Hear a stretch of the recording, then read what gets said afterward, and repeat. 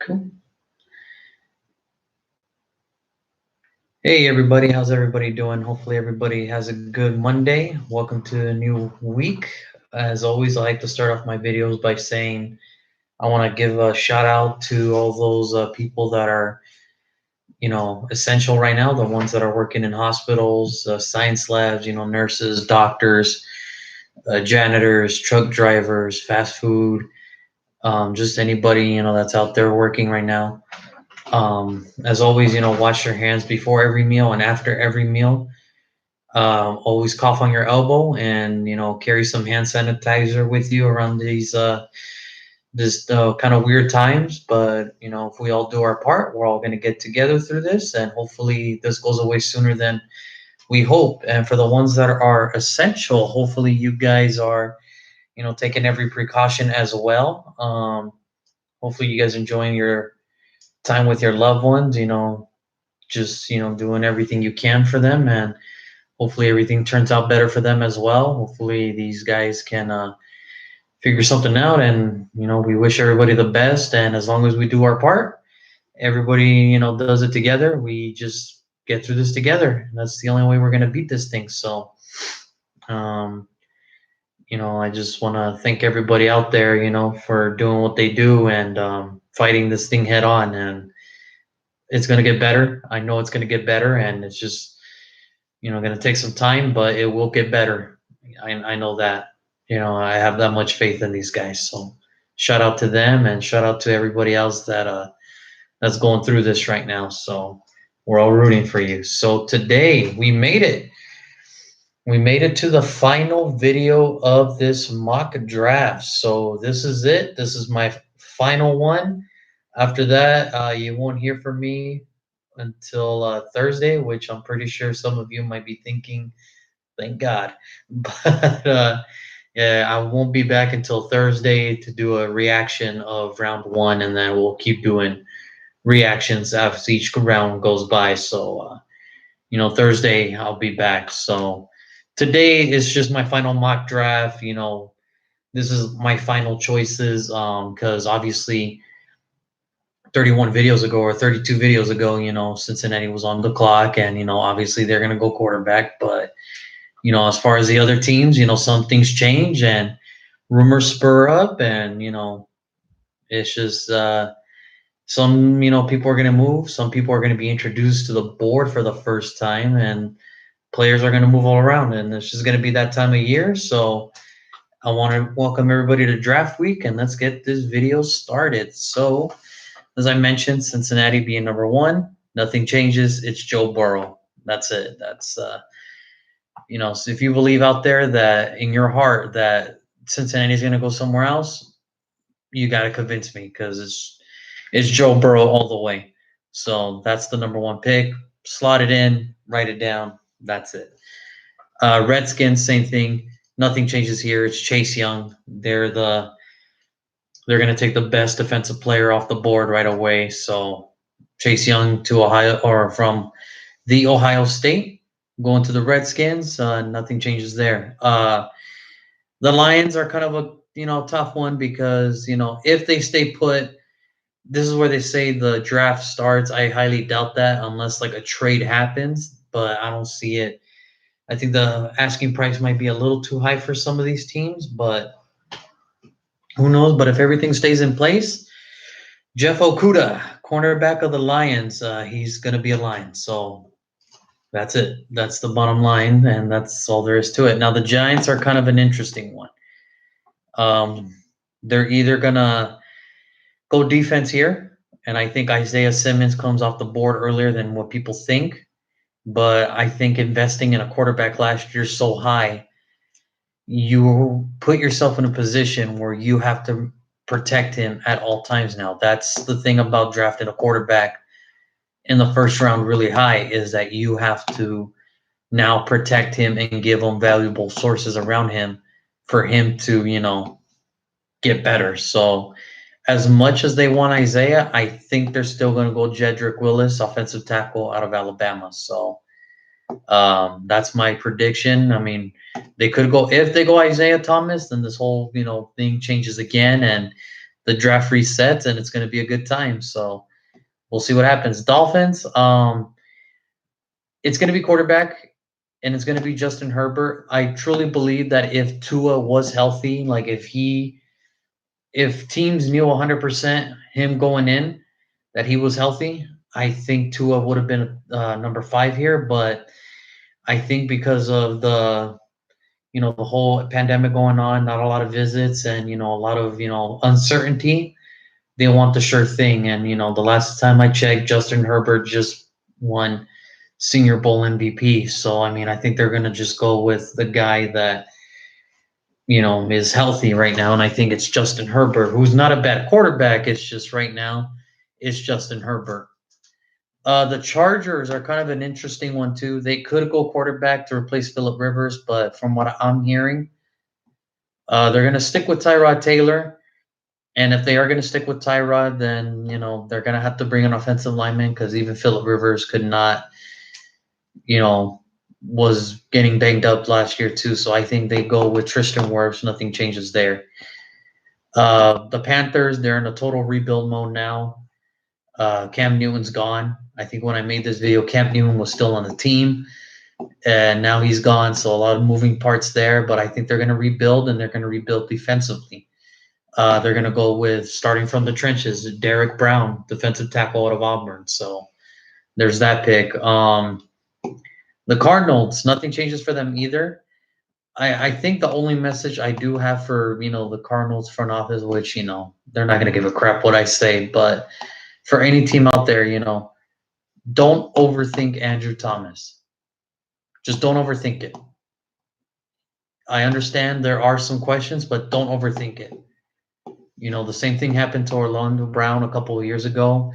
He had a terrible combine, and that's why he fell to the third. But tape don't lie. Don't overthink it, Arizona. Take Andrew Thomas. Kyler Murray will thank you, and everybody in that organization will thank you. Your fans will thank you. Jaguars, they're kind of caught in a pickle now because they just released Marquise Goodwin, but Marquise Lee today, a wide receiver. So now the Jaguars are either going to go wide receiver, or they're going to go with best player available. I think in this case, it would be hard to say no to Isaiah Simmons. Sorry about that. It'd just be hard. You just have to go Isaiah Simmons at number 9. It's just, if they go wide receiver, then the whole thing with Isaiah Simmons changes everything, and we'll see what happens. So I gotta go with Isaiah Simmons at 9. Number 10. Originally, I did have the Browns selecting an offensive tackle. They are still going to take an offensive tackle, but in my first go around, I had them taken Mickey Becton, the offensive tackle out of Louisville. Well, that changes now. They're going to go Josh Jones, offensive tackle out of Houston. It's not so much that they need a surefire thing. They just need a, well-grounded offensive lineman. So, we'll see. And we already have our first comment here. Jonathan, Raiders CD. Well, they're not on yet. The Browns take Josh Jones. So, so this is where it's going to get interesting now that he mentioned, CeeDee Lamb. A lot of teams, from what I'm hearing, is they want to get up. They want the 3 top receivers consensusly around this mock draft has been Jerry Jeudy, CeeDee Lamb, and Henry Ruggs. For me, in my first mock, I had Henry Ruggs taken 30 to the Packers. I like Henry Ruggs. I just don't think a top 15 when your highest season was 46 receptions, when Jerry Jeudy and CeeDee Lamb were, catching 70, 80 passes, and then T. Higgins, same thing. So I like Ruggs. I just don't think, at 13, I just don't trust him as to be my number 1 right away. But I could be wrong. So, we'll see. But with the Browns taking Josh Jones, the Jets are back on the clock. Nothing changes. They're going to have to make the decision, and I think the decision is Jerry Jeudy is going to be the first, wide receiver off the board. That's if, Whether somebody jumps up and gets somebody, I think the consensus is Jerry Jeudy will be, you know, a Jet by the end of this if nobody trades up for him. So that's it. Heading to the 12th now. There's been reports saying if Tua's there at 12, do the Raiders take a chance? Um, I think it'd be intriguing. I think it'd be one of those cases if Tua is there. If I was the Raiders at 12, I would try everything in my power at this point to get more draft picks. They don't have a second, they don't have a sixth or a seventh. So they need a little bit, they need an extra second round pick to kind of keep going with this draft class. If I'm the Raiders and Tua's there at 12 and yeah, I know. See, that's the thing. I think that's the misconsensus of people. I know John. I know the joke is John's favorite quarterback is the next one, but John Gruden has never drafted a quarterback in the first round, and I don't think that tends to change. I think he's gonna be the same. I don't think he's gonna draft a quarterback in the first round. So I don't see it. But if somebody truly out there believes that the Raiders will take Tua at 12, there could be a team that'll, jump up and say like, "Hey, we need a quarterback, so what do you got?" And we'll take picks, but in this no trade draft with the 12th pick, I was going to say the Oakland Raiders. The Las Vegas Raiders select CeeDee Lamb, wide receiver out of Oklahoma. So there you go, Jonathan. You get your wide receiver that you wanted, my man. So I hope you're happy. So the 49ers are on the clock. Remember, this was the Colts pick, but they traded him for DeForest Buckner to move up to 13. I think what it is if Jerry Jeudy, CeeDee Lamb are gone between those two, I think what the Niners want to do here is defense. I had them taking Javon Kinlaw. I don't think that's the case anymore. I think after looking at it carefully, I think the 49ers are going to go CJ Henderson, corner out of Florida. So I don't think so. The thing is, Ruggs does sound interesting for the 49ers. The problem is they already have the Ruggs. His name is Deebo Samuel. So they don't need another guy like that. What they need now is a solidified guy. They need a guy who could be a number one. And Ruggs, I don't know if he can ever be a number one. He could be an ultimate slot or a great number two. I just don't know if Ruggs can ever be a number one, and I hope he proves me wrong because that's what I'm here for, man. It's what it is. But C.J. Henderson at 13 to the 49ers. The Buccaneers. So again, they have Tom Brady. That's a good thing to have. But if Tua, like I said, if Tua falls to 14, which is gonna be the craziest thing, I can't see Tua falling past the Buccaneers. After that, it's the Broncos, they already got their guy. The Falcons, I mean, maybe he goes to the Falcons. After that, the Cowboys. Are they gonna tell Dak to kick rocks? I don't think so. Miami, they already drafted their guy. The Raiders at 19 again, I doubt it. The Jaguars 20 maybe, but after that, it's kind of like the rest of the teams already have their quarterbacks in place. So I don't see Tua going past 14. It'll be like an Aaron Rodgers moment if Tua gets past the Buccaneers. So I have Tua Tagovailoa going to the Buccaneers to heal up, rest up for a little bit. So, and then this leaves the Broncos. The Broncos today were reported to try to trade into the top 10 to get a wide receiver. If they can't, then at 15, I have Henry Ruggs going to the Broncos. I think they already got Cortland Sutton, their number one dude there. And Ruggs can just come in and be the number two or the slot, and you'll be good to go. So I think Broncos go wide receiver here from Alabama, Henry Ruggs. 16, they did a lot of moves defensively, and I think the key piece now, after looking at the depth chart for Atlanta, corner. Christian Fulton, LSU, perfect pickup. You don't have to move up, you don't have to move down. He falls straight into your lap at 16. you have a good, rest of your day for Atlanta. So, and then we move on to the Cowboys at 17. Originally for Atlanta, I did have K'Lavon Chasen for Atlanta, but he falls one more slot down, so that's his range. I think he's going to end up being a Cowboy to be the opposite of DeMarcus Smith.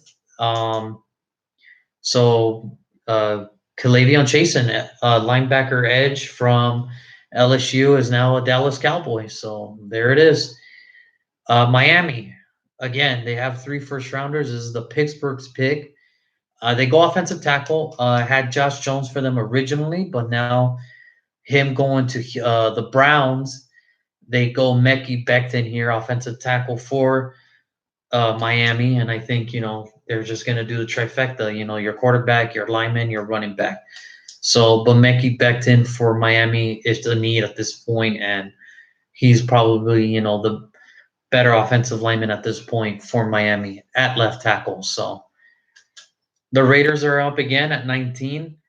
Again, if Tua's there at 19, try to trade back. If not, then I think the Raiders just have to go with. We have a comment here. I would like the Raiders to trade down the 19 spot since they are kind of no man's land to get a second rounder and another third, unless we are sold on one of the linebackers. Okay, so originally at 19, and that's a good point, Jonathan. At 19, me and my brother, we did have Kenneth Murray. The problem is now looking back on it, I think they already did.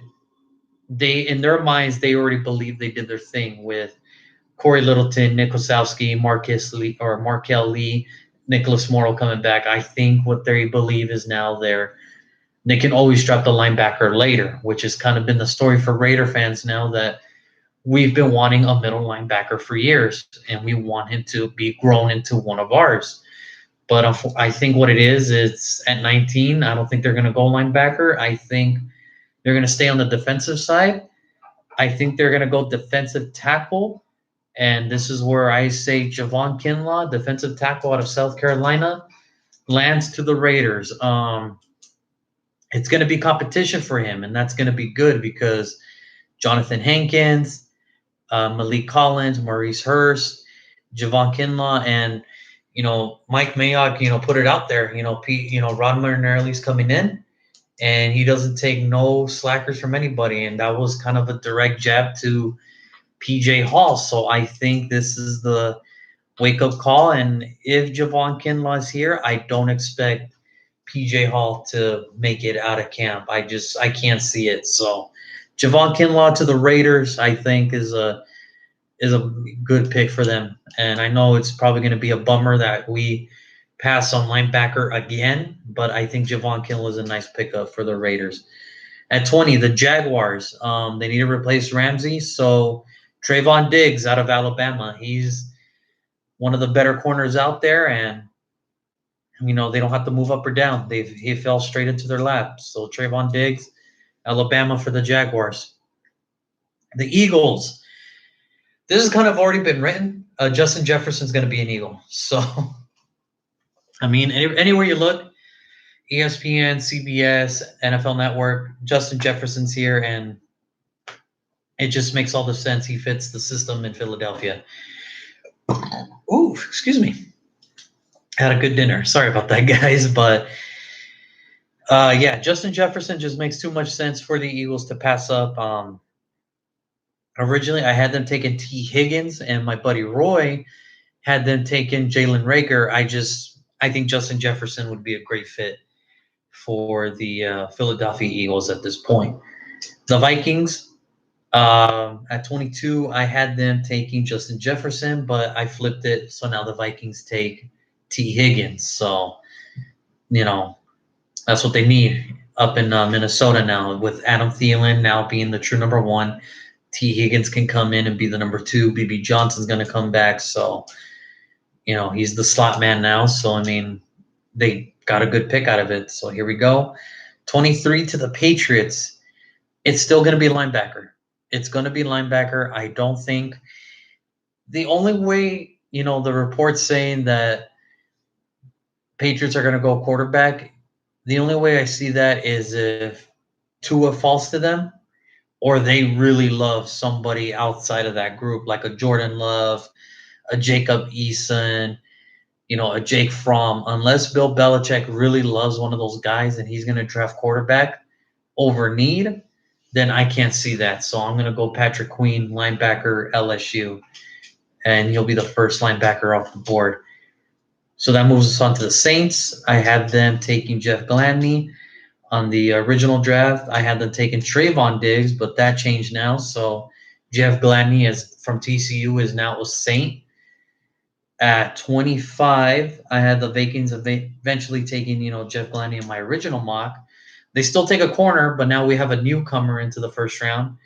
Jalen Johnson, a corner out of Utah, who kind of has been getting a lot of, attention this last couple days, of him being a surprise first round pick. And, I think he'll fit perfectly for Minnesota. I think it's a great fit for him. And Mike Zimmer loves those type of corners, the tall, shifty ones that, make the plays and can actually catch. So I got to go with Jalen Johnson here. So nothing changes for Miami at 26. It's still DeAndre Swift, the best running back in the class. You take him, he's your third, 3-down running back, and now you have your quarterback, your left tackle, and your running back for Miami. You can always get a wide receiver in your second round because it's so early. You can always get the best wide receiver available. So Miami's going to do a good haul in this draft.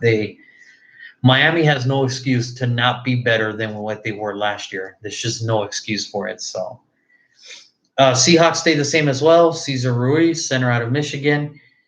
Nothing more to it other than they need help in the offensive line to protect Russell Wilson. Russell Wilson can't do everything by himself. It's time that man has got some protection. So Russell Wilson gets Cesar Ruiz, or the Seahawks should get Cesar Ruiz. My bad. The Ravens are now on the clock. Originally, I had the Ravens taking Zach Bond, the linebacker out of Wisconsin.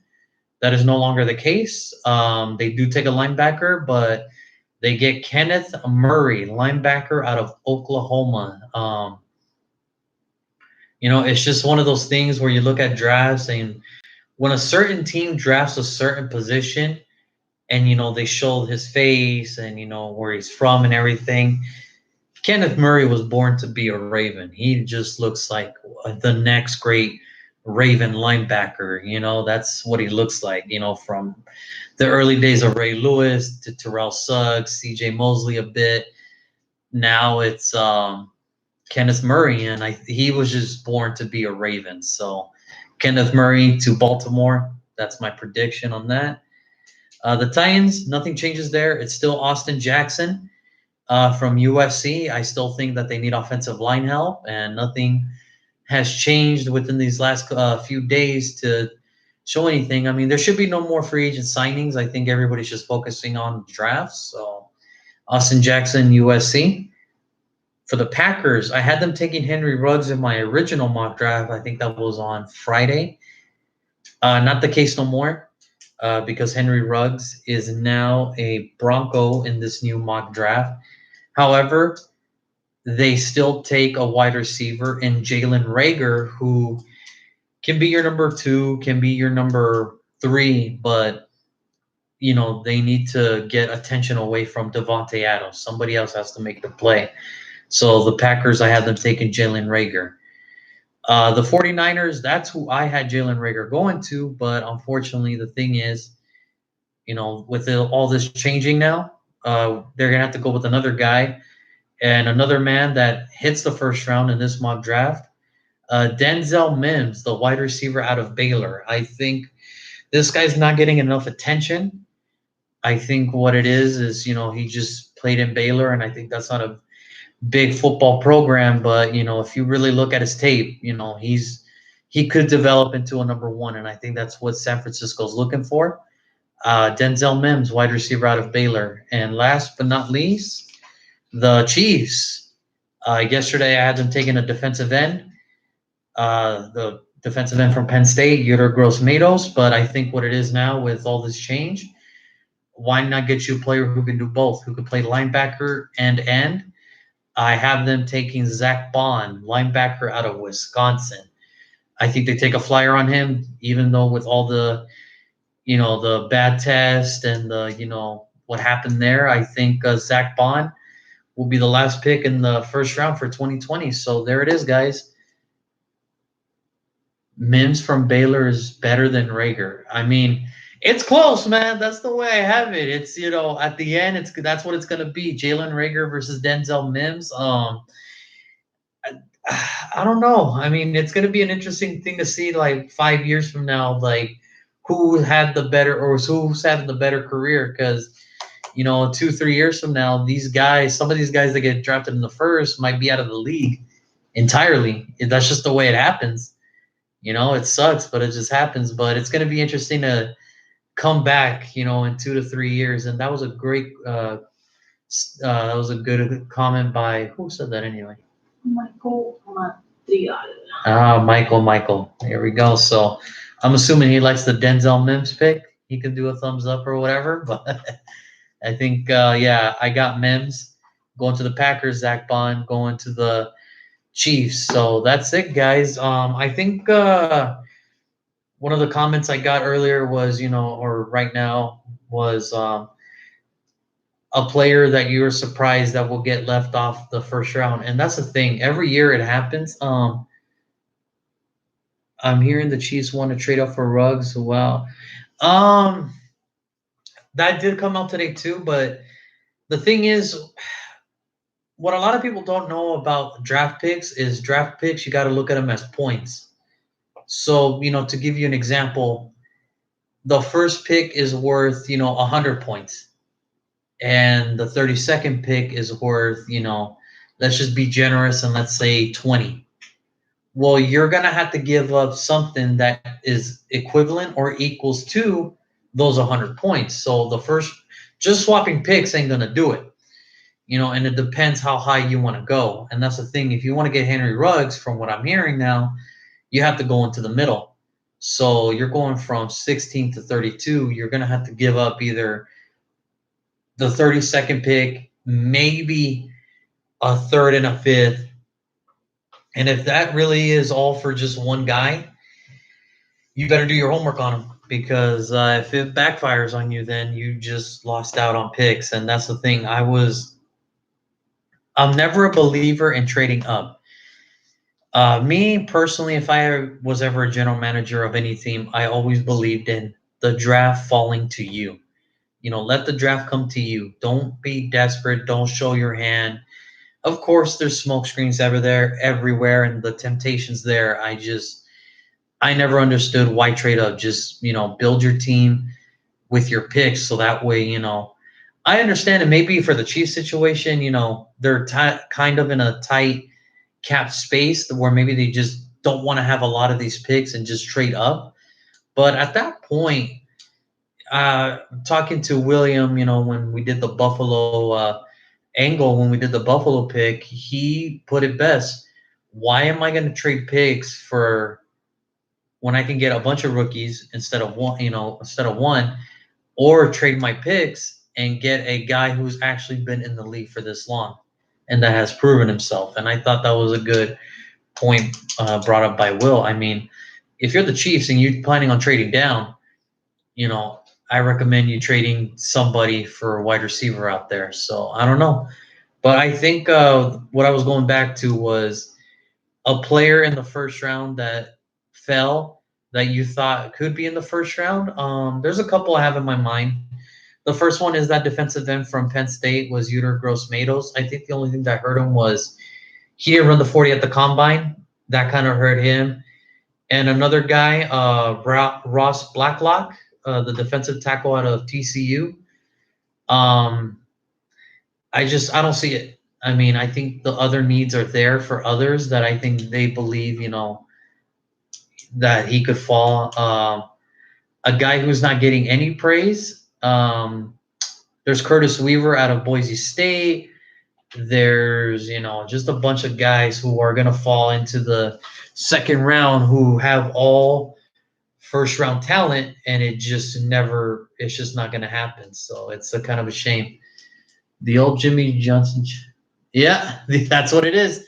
The old Jimmy Johnson chart for depth. The problem is some of these guys weren't alive or don't know about the draft enough to understand what that is. So what Michael was saying is back then the Dallas Cowboys had a depth chart or kind of like a cheat sheet for how much every pick and how many points it was worth. So that's how you know what the value of a pick is. So and it's a very good system that's still being used to this day. The thing is if Henry Ruggs, Jerry Jeudy, and CeeDee Lamb are being the coveted guys of wide receivers, and the Chiefs, for example, want to get up, well, they're going to have to give up a lot to get up there. So, that's my opinion. But that's what it is, and we'll see. I mean, we'll see what happens. I mean, oh, we got another one.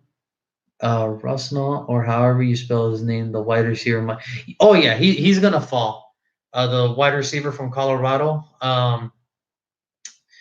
I think what it was, I just think to go along with that, he got hurt. His combine performance wasn't that great. I think had he run a little better 40 and had a little better bit of a broad jump, I think that probably would have like took some concerns away. But because the performance was kind of not up to par, I think he could fall into the second, and possibly due to the injury, he could fall into the third. I mean, there's probably better receivers out there that are ready to play right now, even without the uncertainty of the injury. There's Michael Pittman from USC. There's Chase Claypool from Notre Dame. I mean, there's a lot of these guys out there that are just ready to go. And there's a wide receiver out of SMU, and I keep forgetting his name, but when that pick does happen, I'll let you know, and that's going to be a second round steal for the wide receiver for Colorado. Third round steal for sure. I don't see him falling more than the third round. If he gets to the fourth, then either that injury was bad. That injury was either so bad that he had to fall to the third, or his interviews were just as worse as his performance on the combine field. So it is what it is, and I mean we'll see. I think eventually down the road, I mean, running backs are going to make a great run, as no pun intended. But I think when the second round starts, you're going to see names like G.K. Dobbins, Cam Akers, Jonathan Taylor, A.J. Dillon. These guys are going to really, make a run for it, and they're going to be coming off the boards like that because they have first to second round talent. It's just running backs in the first don't really happen anymore unless that's your biggest need. You think San Francisco trades both of their first round picks to get more picks on the second and fourth? Question, who was that from? Michael? No, I don't think so. I don't think so. The thing is, you don't make a trade like that to not get anybody. You know what I mean? Like, it'd be kind of weird, like if you go from 17 to 13 or 10, and then it's like, all right, let's just get out of the first round completely. No, I don't see that happening. I think whether it's the 13th pick or the 31st pick, they will trade. If they were going to trade one of them, I'm going to say it's probably going to be the 31st, because you don't trade to Forrest Buckner for a 13th pick and try to get later picks. You got into the top 15 for a reason, and there's a reason for that. But if they do trade, it's gonna look kind of fishy, but it looks like John Lynch knows what he's doing. So I mean, who's to say they won't do it? But if anything, they would trade the 31st pick for later picks in the second and the fourth rounder for the 49ers. So as I mentioned earlier, I think the best quarterback left on the board after the first round is Jacob Eason.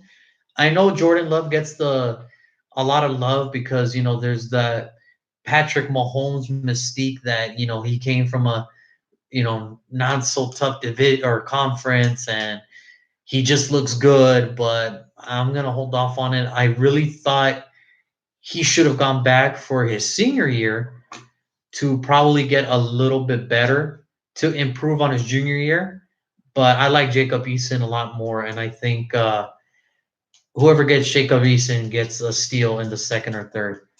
Don't sleep on Hurts. I'm not sleeping on Hurts. I just, how can I put this? He's on might be wearing the silver and black soon. The thing about Jalen Hurts is it's how